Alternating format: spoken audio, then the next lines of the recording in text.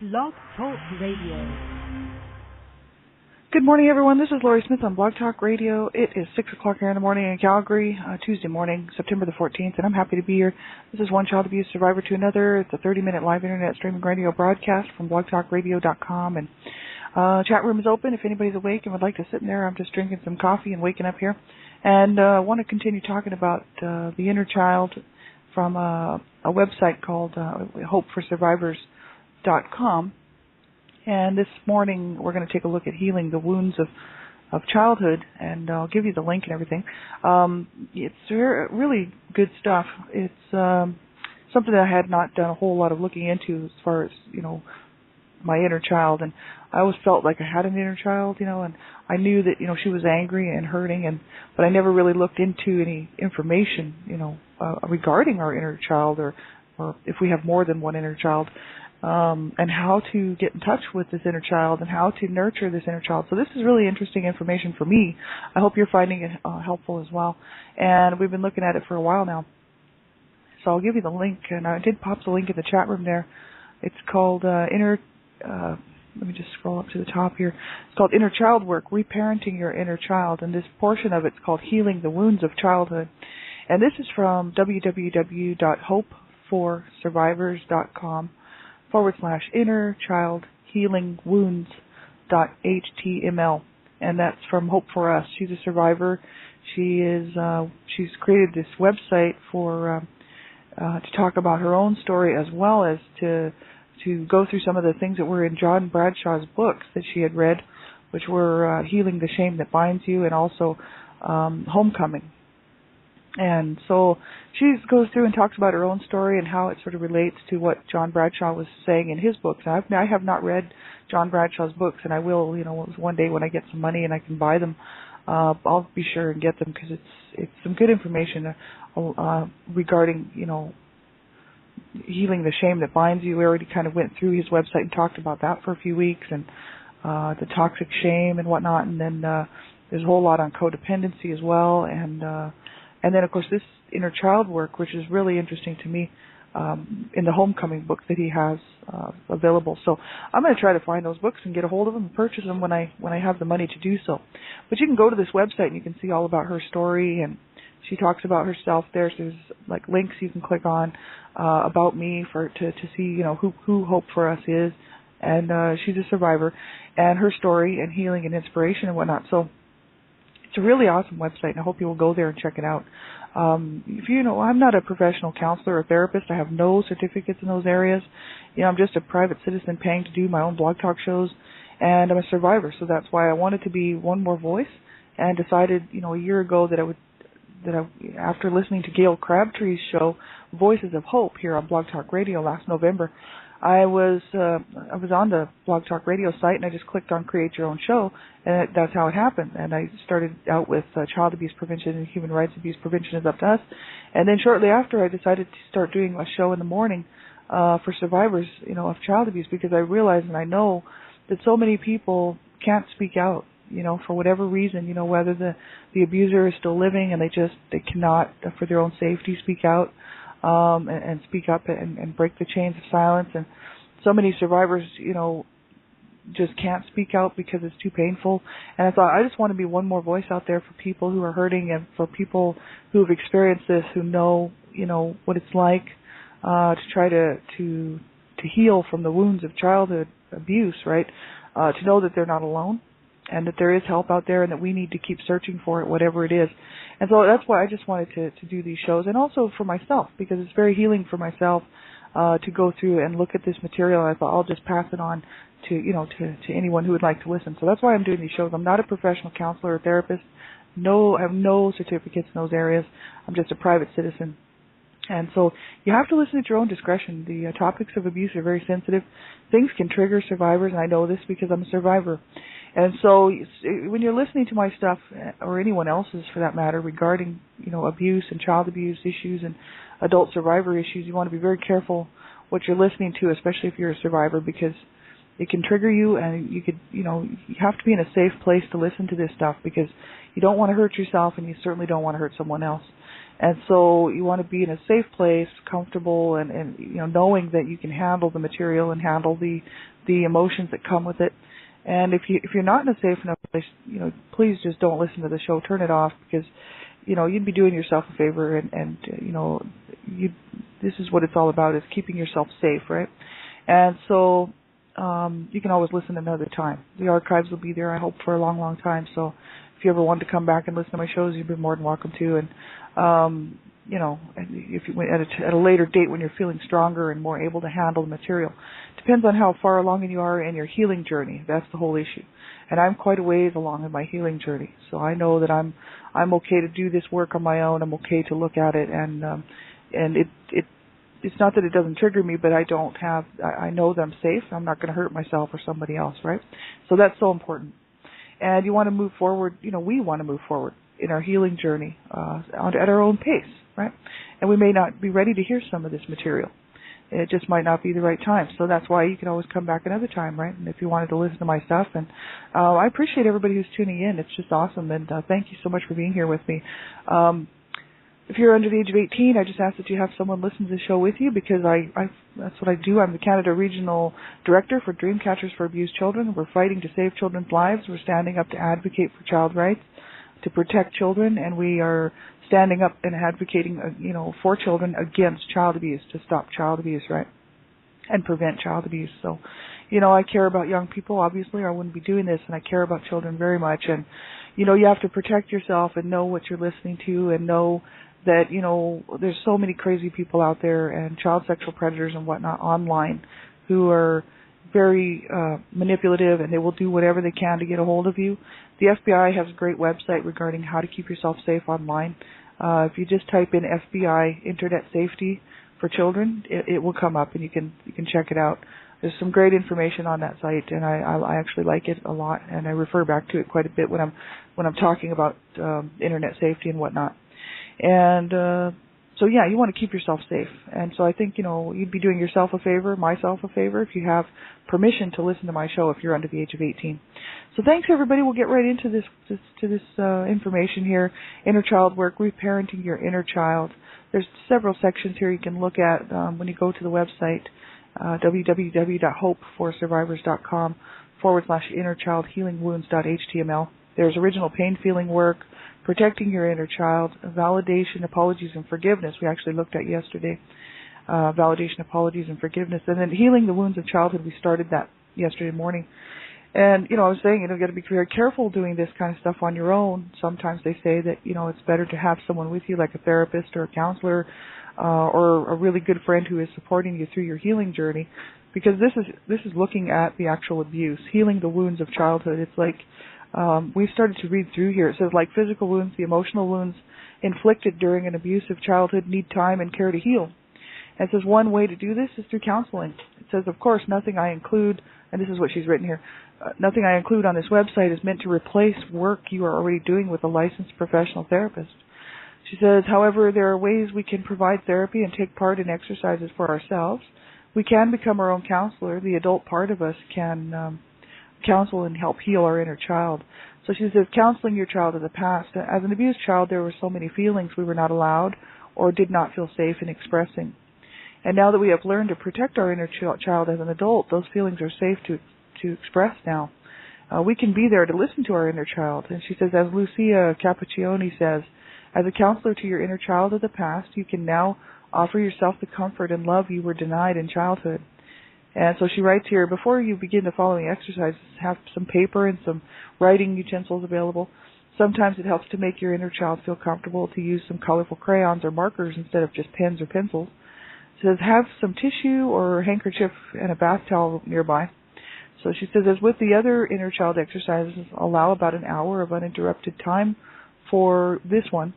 And she says, turn your cell phone off, get into a comfortable seated position, take some deep relaxing breaths before you begin. So I guess, we're supposed to be, if we're going to do this, make sure we're first of all safe enough. And I would suggest, if you're just starting out in your healing journey, to be very careful and cautious when doing things like this, because it can trigger memories that you might not have remembered.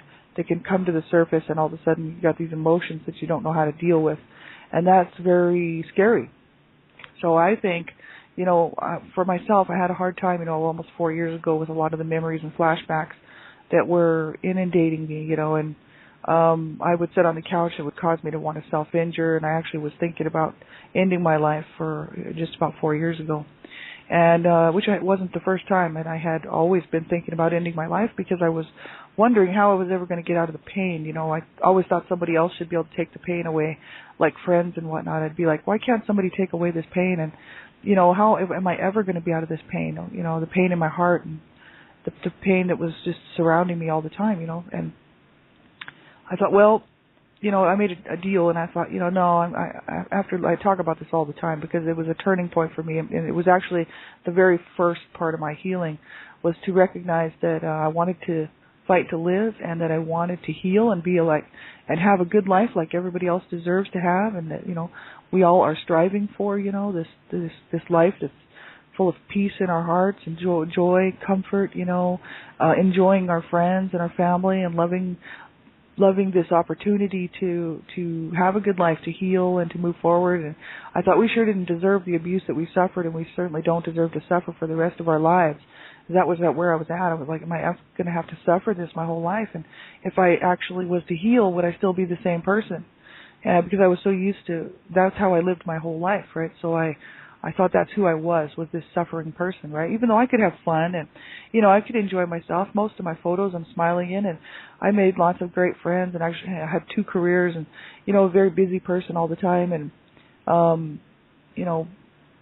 just was somewhat enjoying life, except for when I'd come home and sit down on the couch at night by myself, or sit down, someplace on my own for a few hours. These feelings and emotions and memories would come back and haunt me of my childhood, right? And it's very painful. And I couldn't figure out how I was going to ever change that and get around that. And so what I started to do was look at it. And by doing so, it caused a lot of emotions to come forth, and a lot of pain and sadness and sorrow that had to be worked out. And so some people are not strong enough to do that on your own. If you're not strong enough to do that on your own, and you think you might hurt yourself or someone else, you need to have some help with this, because honestly, you don't even want to listen to the rest of this program or even look, try to do this stuff if you're not completely 100% sure that you will not injure yourself or hurt someone else, or, because of these exercises or this website or anything that you're listening to or doing, right? It's very, very important. Your life is your health and well-being should come first, really. And so you need to make sure you're in a safe enough place to do this stuff. It's very, very important.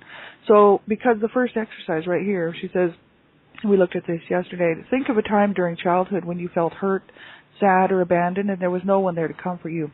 What age are you? If you don't get a firm age, what stage of development are you in? Infant, toddler, preschooler, school age, or adolescent, little teen? Where did you leave this inner child the last time the adult you spoke to him or her? And try to imagine reconnecting with this inner child. So this is the kind of stuff, if we're going to really go through and do this work, we're going to have to sit down and think of a time during childhood when we felt hurt, sad, or abandoned, and there was no one there to comfort you, comfort us, right? And what age were we at that time? And if we don't get a firm age, what stage of development were we in? And then if we actually got in touch with our inner child at some point, where was the last time that we got in touch with them and reconnect with them so that we can go through these exercises, right? So I'm going to do these on my own, see, but I'm just kind of reading through them. And it's really quite interesting. I think I've done a lot of looking back, like I was talking yesterday at the abuse I suffered, because I wrote my story. I wrote a blog last October called Not So Fond Memories Growing Up in an Abusive Home, and I would come home from work and write this blog, and it would just come out, just chapter by chapter what I needed to get out. And that's my book, A Life of Death, The Redemption. And it's just my memories, my story. And so I've already done this work, really, in my own way, right, by looking at it and actually, becoming very detailed about the abuse and how I felt as a child and what it caused me to deal with, right, a lot of anxiety issues and problems, emotional problems, a lot of drug use and a lot of lack of care for myself, and really, it did affect my life completely, and it was hard. It was very, very hard. So, but doing that by writing my story down, it was actually allowing myself to look at it first of all, and then release it on paper. Well, actually, it wasn't on paper; it was online, and I would just post it publicly, and then I would share it around because I wanted people to know what happened to me. I was just devastated. Nobody in my family cares what happened to me, even though we all grew up in the same dysfunctional family. I talk a lot about that on my shows, and you know, I couldn't get any validation. I thought, you know what, this is absolutely ridiculous what happened to me and my brothers and my sisters, and what's happening to other children out there right now, and what happened to my friends, and I've known so many people who were abused, when they were children. It's horrible. And so I thought, this is absolutely ridiculous to stay silent. I have to open up my mouth and break the silence, break the chains. And that's what happened. And Donna Shear and Sandra Potter from Dreamcatchers for Abused Children saw my book and thought it should be published, and saw my blog, turned it into a book. I'm so thankful to them, And so I've already done this work here to look at the abuse and to think about how old I was when it was happening and to remember how I was feeling, because I can totally remember exactly how I was feeling at the time. So there's only a little bit of stuff that I talked about yesterday that is repressed that I can't remember. It's not a whole lot of stuff, and it's some very particular memories that are kind of repressed, and it's due to childhood sexual molestation. So that's the whole issue. That some of that I'm still working through. But most of the abuse I do remember, and so I remember conversations, and I remember the actual violence and how painful it was, and what I was feeling and what I was dealing with emotionally because of it, and what it was causing my heart to feel, in my very spirit, and I talked a lot about that. So that's the thing. I've done this work already, but if you haven't done this stuff, you want to be very, very careful and make sure you're safe enough to do it. And it says, if you have trouble coaxing your inner child out into the open, please try some of the suggestions on Meeting Your Inner Child page. And you can click on that link there on the website, and first get in touch with the inner child first in order to do this work, right? And then number 2, in your mind's eye, imagine the adult you, that's you as an adult, right, entering the safe place of the inner child you first thought of in step 1. Start a dialogue with this inner child, and if necessary, reaffirm them until they feel comfortable and trusting of the adult you. So we're supposed to, first of all, imagine the adult us entering the safe place of the inner child that we need to work with, whether it's our inner infant or inner preschooler, inner adolescent, right? It's a start a dialogue with this inner child, and then just, if necessary, reaffirm them until they feel comfortable and trusting, so that we can get in touch with them. So this is all, working through this stuff. Number 3 says, once you feel that your inner child is comfortable, ask them to draw the scene you thought of in step 1. And that's where we were supposed to think of a time during our childhood when we felt hurt, sad, or abandoned, and there was no one there to comfort us, and what age we were, right? And so this is where number 3, once you feel that your inner child is comfortable, ask them to draw the scene that we thought of there in step 1. This is with your non-dominant hand, the one you don't normally write with. Draw anything that comes to mind about the time you felt sad, hurt, or abandoned, and there was no one there or were willing to comfort you. So we're supposed to, with our non-dominant hand, which would be the hand of the inner child. So if we're left-handed, we would use our right hand. If we're right-handed, we would use our left hand. And the non-dominant hand would be the one that the inner child would write through. And it says, draw anything that comes to mind about the time we felt sad, hurt, or abandoned. There was no one there or no one willing to comfort us, right? And I've actually done a little bit of that, not a whole lot. I haven't done a whole lot of survivor art. It's just not something I've done. I've done a lot of reading and self-help and stuff like that, but not any survivor art. But I recently did about, 5 or 6 drawings of dealing with the abuse that I suffered as a child and as a young person, and I actually shared them on Facebook, and I had some interesting comments. People were like, "It's kind of weird that you would choose to be so so blunt about it." My art, it wasn't like some sort of abstract art. I actually drew my mom, and I drew the implements that she used to beat me with, and I drew a scene where my dad had thrown me across the room and into a wall, and I was seeing stars, and I was laying on the ground, and I drew this little picture of me laying there with stars, and my dad coming over to kick me, right? And this is something that's in my book. It's one of the actual in the chapters in the book there, because it's something that stays with me. And so I actually drew that, and people were like, "Well, it's weird that you would draw that." I'm thinking, well, not really, because that's my inner child saying, "Look what happened to me," visually, verbally. I'm speaking it, I'm writing it, I'm talking it, and I'm drawing it graphically, right? It's not abstract, right? this is how I have to deal with it. And everybody has to deal with things differently, and we all have to face things in our own way.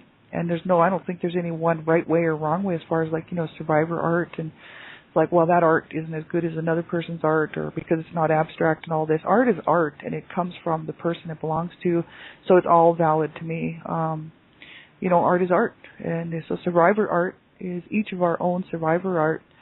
What's better about one person's survivor art than another?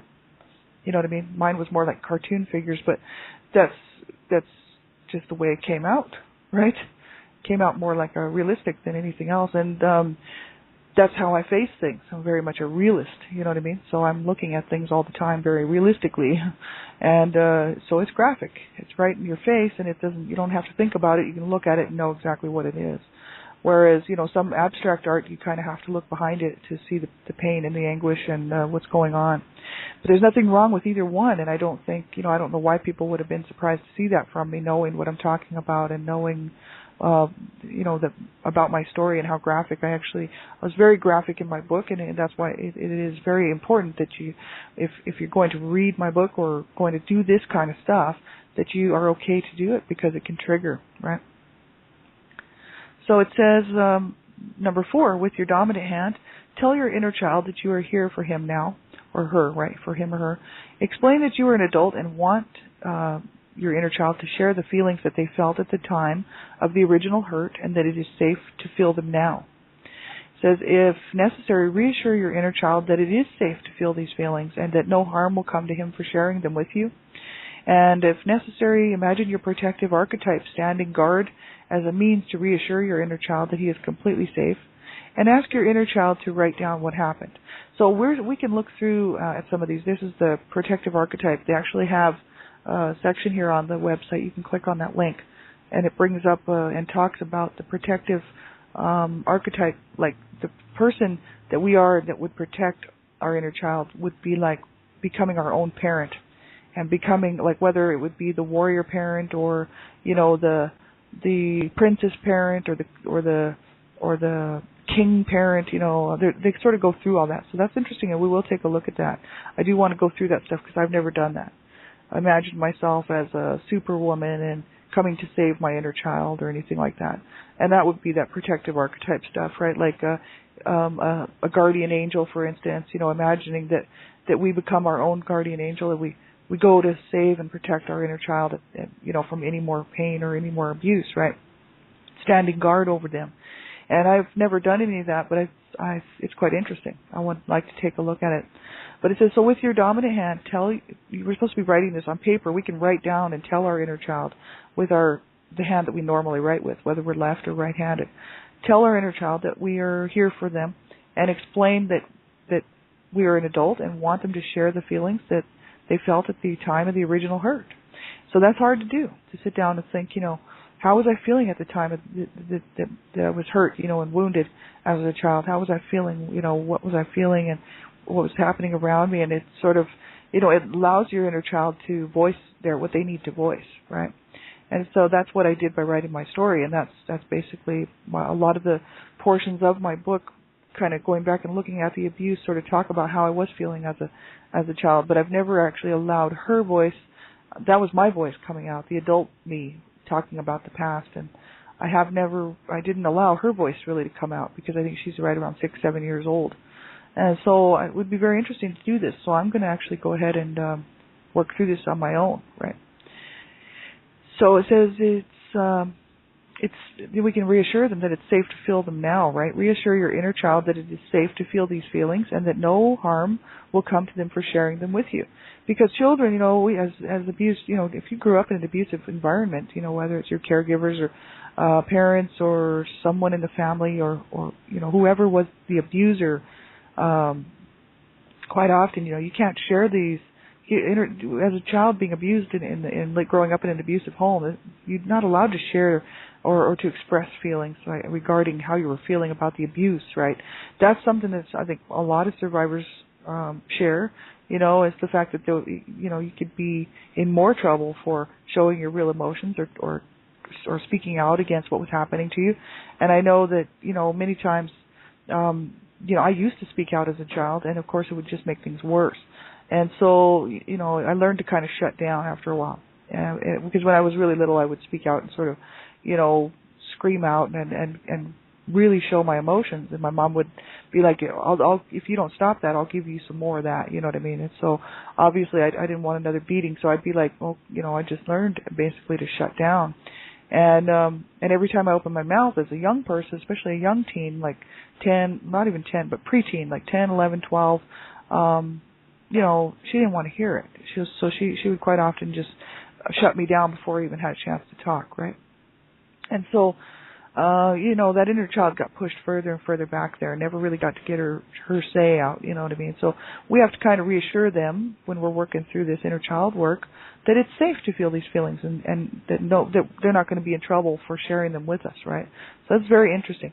So if necessary, imagine your protective archetype standing guard as a means to reassure your inner child that they are completely safe. So ask your inner child to write down what happened.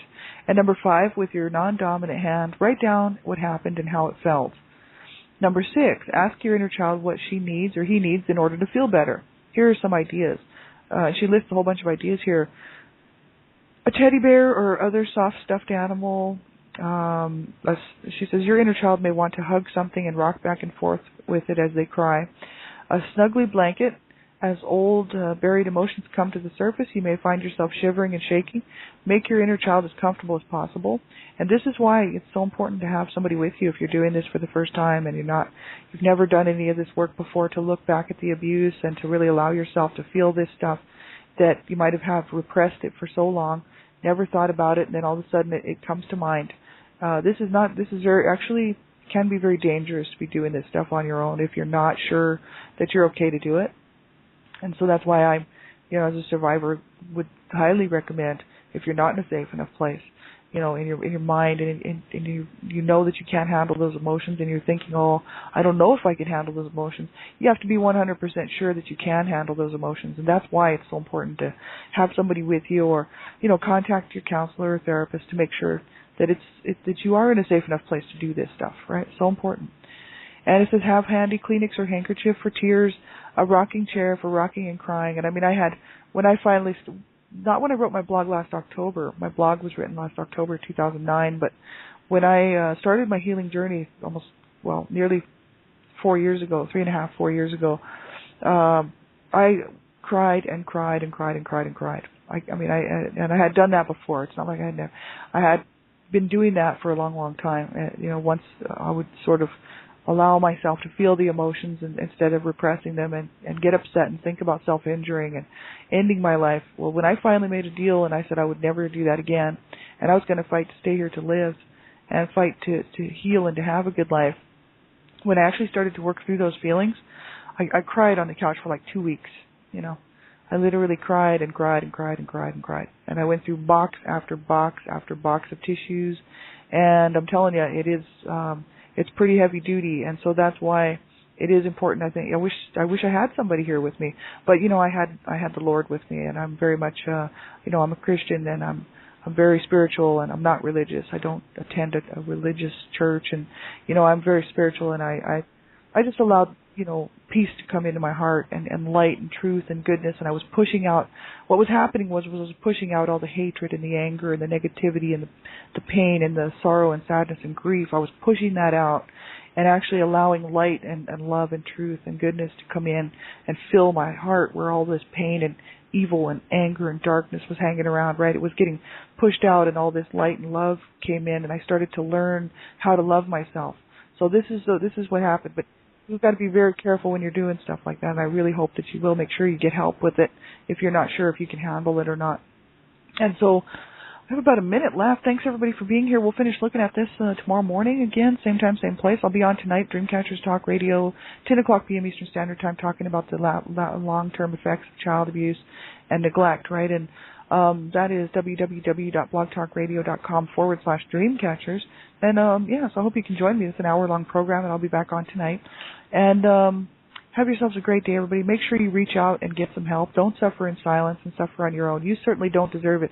I know none of us deserve that abuse that we suffered, and none of us deserve to be suffering now. And we have to be 100% proactive and in charge of our own healing journey. We have to be the ones to reach out. So many times and almost always, no one will reach in to help us. They don't realize what's going on in our hearts and our minds and what's going on with us, you know what I mean? Because they might not recognize that we've been abused. And even if they do, sometimes they can't help. So make sure that you reach out and get some help and talk to someone, even if it's calling a crisis line, whatever you have to do. And don't sit and suffer in sadness and silence, and, get some help and find some support, because you certainly deserve to move forward, and you certainly do count, and you do matter, and you matter to me. So take good care of yourselves, everybody. Have a really good day, and we'll talk to you again soon. Bye-bye.